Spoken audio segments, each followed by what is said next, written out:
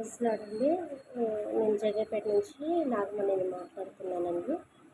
నేను ఉదయం 3 గంటలకు, ఈవినింగ్ 3 గంటలకు ప్రేయర్ చేసేటప్పుడు, ఆ ప్రార్థనలో నేను పాల్గొంటున్నప్పుడు రాసుకుంటున్నానండి.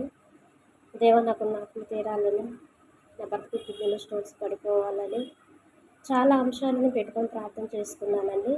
కానీ దేవుడు అన్ని విషయాలలో కూడా గొప్ప కార్యాన్ని చేసుకుంటూ వచ్చాడు. నా భర్తకు ఆపరేషన్ చేయాలన్నటువంటి కిడ్నీ స్టోన్స్‌కి దేవుడు అనుకోని రీతిగా స్వస్థతనిచ్చి ఆపరేషన్ చేయకుండానే యూరిన్‌లో పడిపోయేలా దేవుడు కృప చూపాడండి.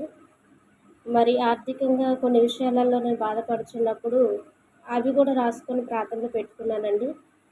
కొన్ని అప్పులు తీరడానికి దేవుడు సహాయం చేశాడు. నెక్స్ట్ ఏంటంటే నాకు 2 పిల్లలు, ఒక చిన్న బాబు చనిపోయాడండి. నేను పిల్లలు పుట్టకుండా రెండిటికి ఆపరేషన్ చేయించుకున్నాను. ఏ డాక్టర్ దగ్గరికి వెళ్ళినా కూడా నీకు ఆపరేషన్ చేయనని చెప్పారు. నేను ఆశలు వదులుకున్నాను డాక్టర్స్ మీద. దేవా నీకు సమస్తము సాధ్యమే ప్రభా, నీకు అసాధ్యమైనది ఏదియూ లేదు ప్రభా. మరి నేను ఏ బిడ్డనైతే కోల్పోయి ఉన్నానో మరలా ఆ బిడ్డను నాకు దయచేయమని నేను ప్రార్థన చేసుకుంటున్నానండి. డైరీలో రాసి పెట్టుకుంటున్నా, ప్రభా నువ్వు ఇచ్చిన గర్భఫలాన్ని బట్టి మీకు వందనాలు, దేవా నువ్వు ఇచ్చిన గర్భఫలాన్ని బట్టి మీకు స్తోత్రాలు అని చెప్పేసి రాసుకొని ప్రార్థన చేసుకుంటున్నానండి. నేను ఎన్నో సాక్ష్యాలు చూసిన తర్వాత నాకు నమ్మకం కలిగింది, ఎందుకు నా జీవితంలో కూడా దేవుడు చేస్తాడు మేలని. మరి నేను మార్చి, ఏప్రిల్ నెల, ఈ మే నెలకి 3వ నెల తగిలిద్దండి. కానీ నేను ఒకటే ప్రార్థన చేసుకుంటున్నా, ఏమనంటే ప్రభా నన్ను అవమానానికి అప్పచెప్పువాడు కాదు నా తండ్రి, అయా నువ్వు గొప్ప కార్యాన్ని చేసినావు అని చెప్పి నేను ప్రార్థన చేసుకుంటున్నానండి. పాస్టర్ గారండి నా కోసం ప్రార్థన చేయండి.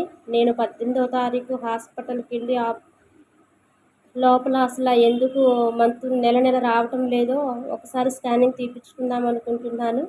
కానీ డైలీ ప్రేయర్ ఆయిల్ పొట్ట చుట్టూ రాసుకొని ఒక చుక్క నోట్లో వేసుకొని ప్రార్థన చేసుకుంటున్నా, దేవా నువ్వు ఇచ్చిన గర్భఫలాన్ని బట్టి మీకు వందనాలు స్తోత్రాలు అని చెప్పి అనుదినం ప్రార్థనలో నేను జ్ఞాపకం చేసుకుంటున్నా.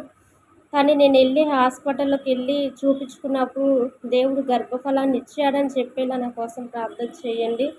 ఎందుకంటే దేవుడికి సమస్తము సాధ్యమే ప్రభా, నీకు అసాధ్యమైనది ఏమీ లేదని నా ప్రార్థన మొత్తం అదే చేసుకుంటున్నానండి.